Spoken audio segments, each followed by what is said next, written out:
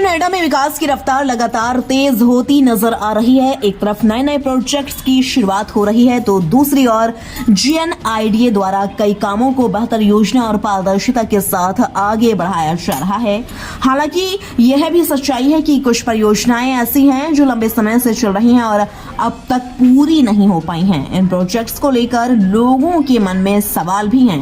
आखिर देरी की वजह क्या है और इन योजनाओं को पूरा करने में GNIDA के सामने कौन कौन सी चुनौतियां आ रही हैं? इन्हीं तमाम मुद्दों पर जमीनी हकीकत जानने के लिए आज हमारी टीम मौजूद है GNIDA परिसर में। चलिए सीधे रुक करते हैं हमारी संवाददाता अनन्या ठाकुर का, जो इस वक्त GNIDA पर मौजूद हैं।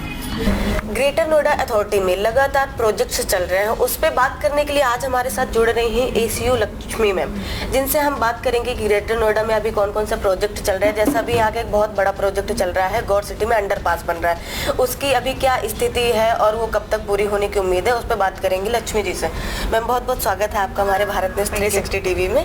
मैम जैसे गौर सिटी में देखा जा रहा है अंडरपास काफ़ी समय से चल रहा है, जैसे लोग बोल रहे हैं कि काफ़ी तेज़ी देखी गई है कुछ दिनों में, तो लोगों का ये मानना है कि कब तक उससे निजात मिल सकती है, क्योंकि वहाँ ट्रैफिक बहुत हैवी रहता है, खासकर जब फेस्टिवल टाइम आता है तो वहाँ पे रश बहुत ज़्यादा हो जाता है।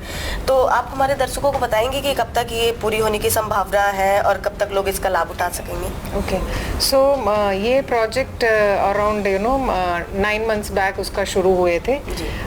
तो इसका ये मेन पर्पस है कि गौर चौक में और ग्रेटर नोएडा वेस्ट में स्पेशली जो जाम लगता है और जैसे सोशल मीडिया में और बहुत सारे मीडिया में हाईलाइट हुए थे, उसको निस्तारण करने के लिए टॉप प्रायोरिटी से हमारे अथॉरिटी के CEO सर है NG रवि कुमार द्वारा एक इनिशिएटिव लिया है, वहाँ पे अंडरपास बन जाए ताकि वो रोटरी है जो गौर चौक के रोटरी है उसको ख़त्म करे, ताकि नोएडा से और गाजियाबाद से जो ट्रैफिक आ रहा है उसका मतलब आसानी से ग्रेटर नोएडा के ट्रैफिक से मर्ज होके बिना किसी असुविधा के लोगों को, जनता को बिल्कुल लाभ देते हुए उसका ट्रैफिक का स्मूथ मूवमेंट हो जाए। So around 10 more months is expected time. बीच में ये ग्रैप गाइडलाइंस लागू होने के कारण काम थोड़ा रुक गया और धीमी हो गया, otherwise the things are online and जल्द से जल्द ही लोगों को उसका सुविधा मिलेगा। जैसे कि मैम लोग बहुत सारे सूत्रों के मुताबिक पता चल रहा है कि जो प्रोजेक्ट है अपनी टाइमलाइन को क्रॉस कर चुका है,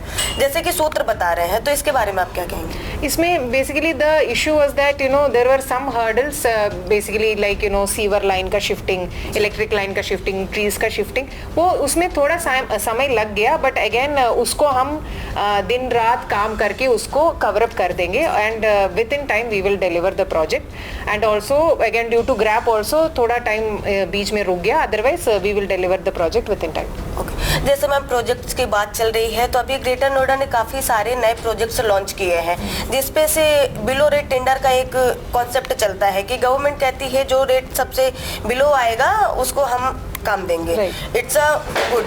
बट यहाँ पे जैसे GNIDA में देखा जा रहा है कि बहुत सारे रेट जो है 40% 30% बिलो जा रहे हैं, तो मैम उस पर आप क्या कहना चाहेंगी कि क्या इतना बिलो जाके लोग अपनी क्वालिटी मेंटेन कर रहे हैं? और अगर जैसे हमारी जो टीम है जांच के लिए जाती है, जो हमारी ग्राउंड टीम रहती है, तो हमारी ग्राउंड टीम अगर वहाँ पे कोई क्वालिटी का इशू आता है तो उस पर क्या प्रतिक्रिया रहती है GNIDA के साइड से?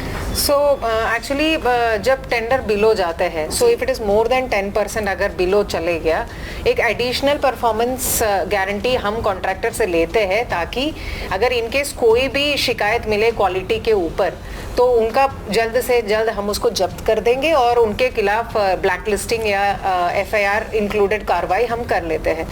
तो अभी ये हमने ये पहले अगर जैसे 30% आ गया तो हम पहले उनसे जस्टिफिकेशन मांगते हैं कि आप कैसे इतने कम रेट में कर पाएंगे। तो if that justification is found to be reasonable and okay, we get it awarded, otherwise we will reject the tender. Suppose even after awarding, इतने बिलो अवार्ड होने के बाद भी हम ये करेंगे कि उसमें हमने एक और ऑफिस ऑर्डर हमने निकाला है, ग्रेटर देन 30% बिलो है तो weekly and twice weekly and per month senior manager and assistant manager as well as general consultant, हमारे थर्ड पार्टी ये जो क्वालिटी चेक करने वाले टीम को हमने 5 लोगों को ड्यूटी पर लगाया है कि मतलब round the month there will be regular monitoring. In case any कोई भी कमी पाया गया क्वालिटी में तो हम ऐसे कड़ी कार्रवाई करेंगे, including black listing and FIR। जी बहुत बहुत धन्यवाद मैम आपका। जैसे सुना आपने, लक्ष्मी मैम का कहना है कि अगर क्वालिटी से समझौता करते हैं, टेंडर आप बिलो डाल रहे हैं, बहुत अच्छी बात है। ये कहीं ना कहीं वेंडर कंपनीज के लिए भी एक मैसेज है कि अगर आप क्वालिटी से समझौता नहीं होगा, अगर किसी भी कार्य में कहीं पे भी थोड़ी सी भी कमी पाई जाती है तो कंपनी को ब्लैक लिस्टेड तक कर दिया जाएगा। तो इसी के साथ और भी हम चीज़ों पे बात करेंगे, लेकिन फिलहाल के लिए मुझे इजाज़त दीजिए। बनी रहिए मेरे साथ, मैं अनन्या ठाकुर, कैमरा पर्सन सोलंकी के साथ। जैसा कि ACEO वर्सेस लक्ष्मी जी ने स्पष्ट किया है कि ग्रैप 4 लागू होने और AQI के बेहद खराब स्तर पर पहुंचने के कारण, साथ ही NGT के दिशा निर्देशों की वजह से कई परियोजनाओं में कुछ चुनौतियां सामने आई। हालांकि इसके बावजूद गौर चौक पर निर्माणाधीन अंडरपास का काम तेजी से जारी है और उम्मीद की जा रही है कि आने वाले 8 से 9 महीनों में आम लोग इसका लाभ उठा सकेंगे। वहीं बिलो रेट टेंडर को भी लेकर GNIDA का रुख पूरी तरह साफ है, चाहे बात गुणवत्ता की हो या फिर समय सीमा के भीतर काम पूरा करने की, किसी भी तरह की लापरवाही बर्दाश्त नहीं की जाएगी। ये साफ संकेत है कि GNIDA अब पूरी तरह एक्शन मोड में है और आने वाले दिनों में ग्रेटर नोएडा की एक नई, बेहतर और ज्यादा व्यवस्थित तस्वीर देखने को मिलेगी।